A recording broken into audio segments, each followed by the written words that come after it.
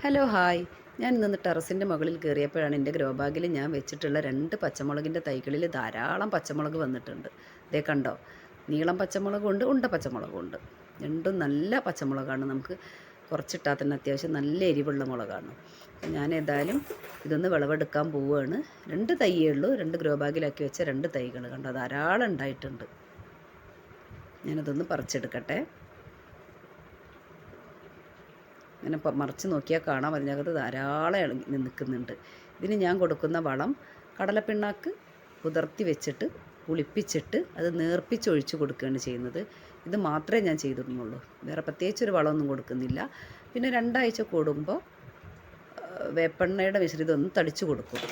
നമ്മൾ പച്ചമുളകിലൊക്കെ എപ്പോഴും വരുന്ന ഒരു അസുഖം ഉണ്ടല്ലോ, ഒരു പീലിമുട്ടയുടെ ഒക്കെ അസ്വസ്ഥത വരുന്നത് കാരണം ഞാനിത് ഇടയ്ക്കൊന്ന് തളിച്ചു കൊടുക്കാറുണ്ട്, സ്പ്രേ ചെയ്ത് കൊടുക്കും. കണ്ടോ, എനിക്ക് ഒരൊറ്റ ദിവസം കൊണ്ട് കിട്ടിയതാണ്.